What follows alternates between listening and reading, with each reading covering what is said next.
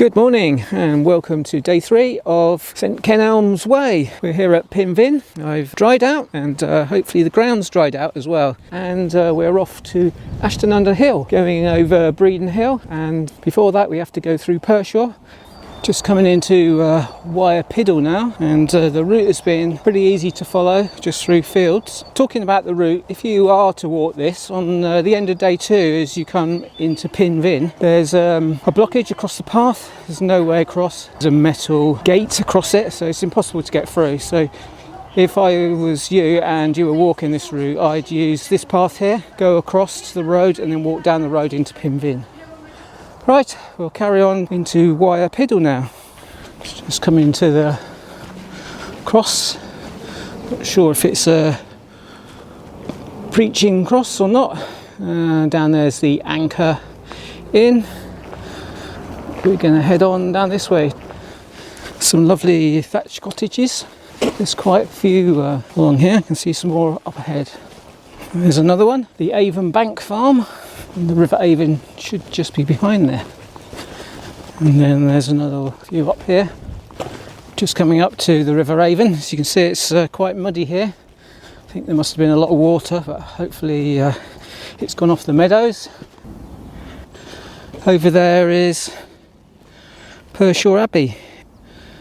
And that's where we're heading for. And we're just getting close to the river now. This is the bit that I was a bit concerned may be impassable, but it looks reasonable. We'll carry on and see how far we get. So this is where we leave the River Avon and head up to Pershore. Up that way. So this is Pershore. Nice little high street, loads of shops, food, cafes, etc. And we're going to cross the road and go up to the Abbey. It should be up that way, I believe. So there's St Andrew's Church over there, and I guess this is some sort of preaching cross. There's nothing on it. And this is the very impressive Pershore Abbey.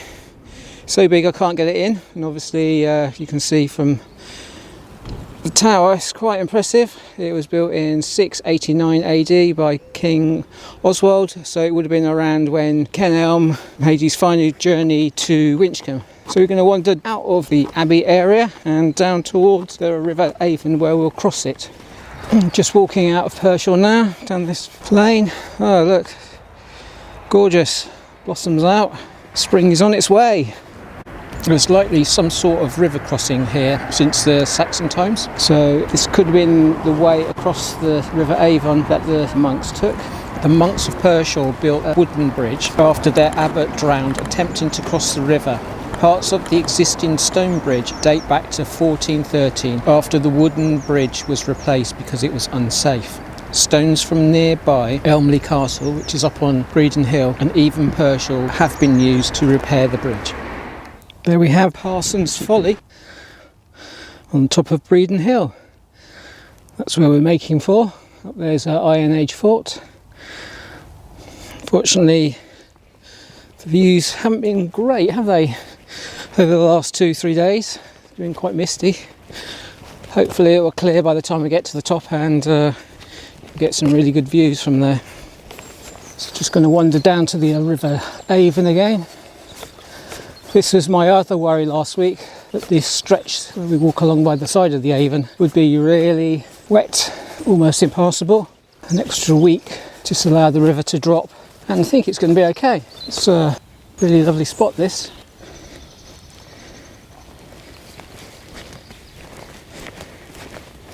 This is Great Comerton. Again, this little village has got some great black and white thatched cottages. Just coming up to the church, St Michael's Church. So the church is Norman. That's one very old yew tree there, probably older than the church itself. It's in pretty good condition as well. There's not too much that's dead there. 800-year-old lower branch, it says on the sign.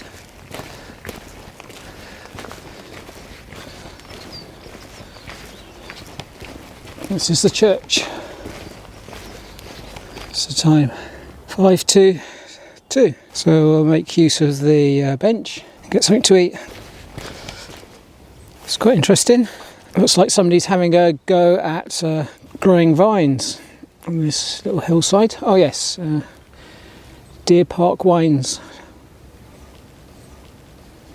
Not sponsored by them, unfortunately. Right, so we're heading up to Bredon Hill, which is up there. Still climbing up Bredon Hill. Fortunately, the views haven't opened up yet, but we haven't got too far to go now. There's Parson's Folly up there, and over there is supposed to be St Catherine's Well. Might go and see what I can see. So this is St Catherine's Well. I'm not sure if it's one of the wells that sprung up where the funeral procession stopped. They may have stopped on the way up Bredon Hill. Quite a pull, as you can hear from my breathing. And we're going to head over there to the trees before swinging left and going up onto the ridge. Right, here we go off this way. So we're on the final climb up to Parson's Folly. Also on the top is an Iron Age fort. So we're just coming into the Iron Age fort. And there's a bank and ditch. There's 3, I think, and so it's been inhabited for a pretty long time. So we're on the final climb up to Parson's Folly, which was built in the mid-18th century with John Parsons, who was an MP, and he built it to raise the height of the hill to 1,000 feet, because it's 980 feet. Yeah, big structure just to claim that his hill is 1,000 foot high. And there's another of the earthworks. It goes around in the central area. Just look like an elephant. His trunk out to the right, up to his head and his ears, his body out to the left.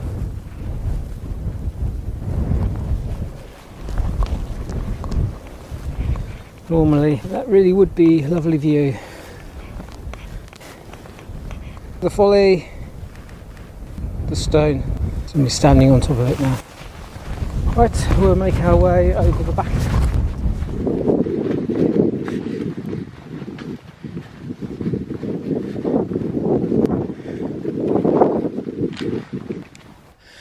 When it's nice and clear, the views would be fantastic down south and over that way up north towards Evesham and Birmingham.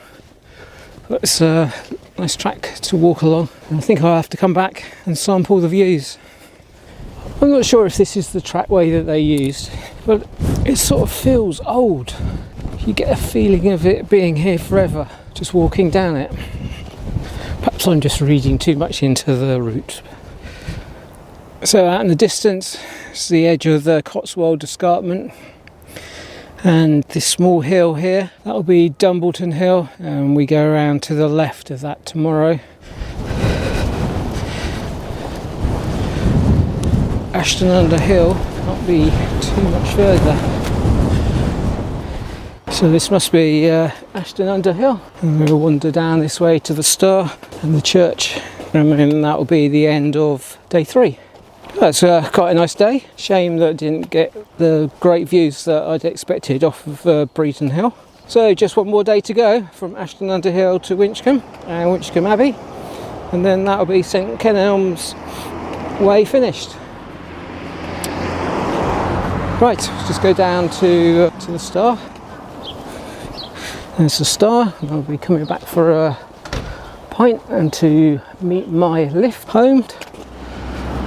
And another black and white cottage, and one over there, Ashton under Hill, yeah, lovely. And this is a lich gate. We'll go up to the church and have a look at that, and we'll call that a day. Good morning and welcome to day 4 of Saint Kenelm's Way. We are here at Ashton under Hill at St Barbara's Church, and we're going to be heading off to Winchcombe today, which is about 12 miles away. So let's get going.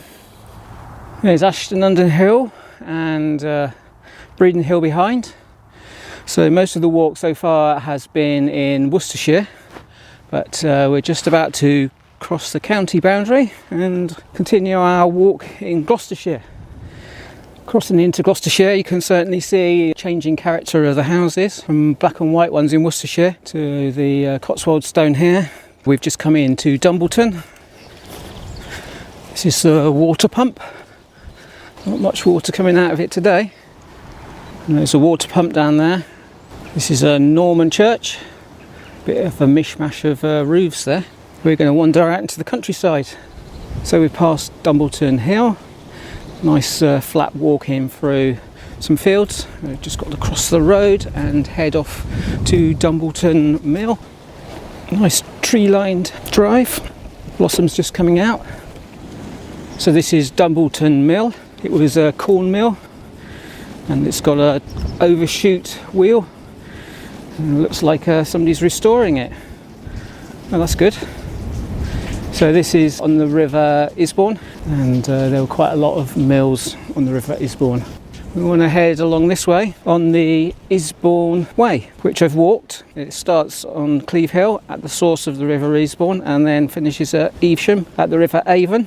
It's one of the only few rivers in the country, that's England, to flow northwards from its source to where it joins a major river. There we have it, the River Avon. River Avon flows along there and then down this way, and then at the top obviously is the mill leat that would take you into the mill house. We just passed Toddington, we're heading out that way and then up onto the hill. Hell's Abbey is that way. This is Toddington railway station, which is part of the Gloucestershire and Warwickshire Steam Railway. We'll be going past the sheds down here in a minute. Just coming into Dibrook now, but those of you who have walked the Cotswold Way from north to south, that hill there you might recognise. It's Stanway Hill, and then Cotswold Way goes along by those trees, and then you get to the top, turn right, and then head out towards Cromwell's seat, which is there. That clump of trees on the top, and then you wander down into Hales with its abbey and church. So this is Dibrook Green and the bench is still here, so I'll be stopping there for some dinner and enjoying the view. It's a beautiful view. Cotswold Escarpment, and then we'll be heading out that way. We won't be using the road, there's a footpath to Hales Abbey. Just sitting here having my dinner. Notice that there's a forge over there, traditional blacksmiths and metalworks. Also interested in this here on the chimney. Notice that rather than have flashing like they do, they've used the stone part of the chimney to make a lip so the rain slides down and then dribbles off. It's quite clever. Not sure if you can see the road snaking up there. That's the Salt Way out of Hales up onto the hill. That's the way that we've got to go as well. Yep, that bloke is cutting the grass on this massive field with a grass cutter. Might seem a bit strange, but these are all trial beds for different seeds. So this is the little church, Hales, built by Ralph de Worcester in 1135. Lovely little spot. And the abbey is just across the road there. I'm going to wander up this way, then along the Cotswold Way for a little while. As you can see, there's a signpost for it. And up this way.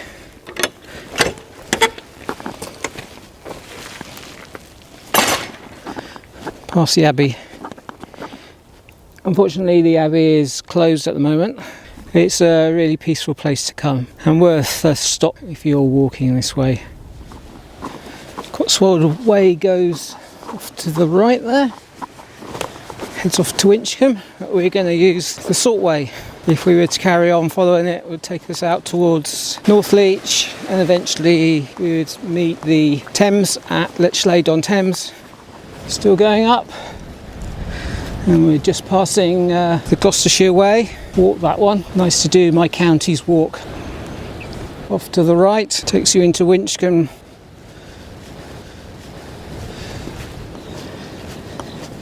So this is where we leave the Salt Way and head right towards Winchcombe and also the well. So just coming into the Winchcombe Valley, and in the distance, don't know if you can just see, is Saint Kenelm's well. So we're going to go down to. So we finally made it to the well overlooking Winchcombe. The building that sparked all my imagination about the legends of Saint Kenelm, and also inspired me to have a go at this walk, which I've really enjoyed. So there he is, Saint Kenelm, AD 819. I'm not sure if the legend is true or not, but it's been fun walking the way. Right, let's go inside and see what we can find.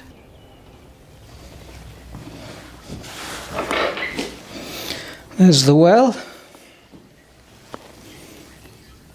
And a couple of inscriptions.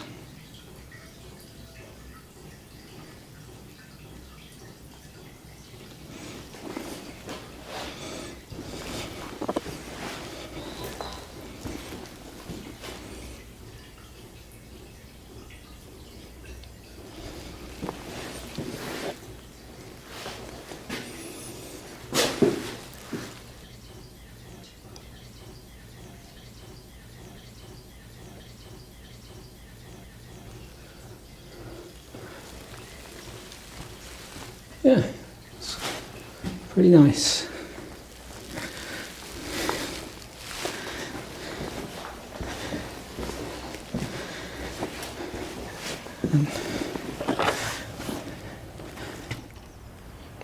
Last view of St Kenelm's well above Winchcombe, which we were just wandering down to now.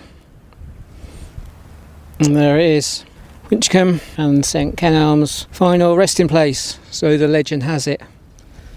Right, I think we turn right here on the Warden's Way and head down towards the castle. This is Sudeley Castle. The building mostly dates from the 15th century, when it was owned by the Duke of Gloucester, who later became Richard III. In 1547, it was passed to Lord Admiral Thomas Seymour, who in that year married Henry VIII's widow, Catherine Parr. There we have it, the River Avon, flowing out to Dumbleton Mill, where we crossed it. Here's some local allotments.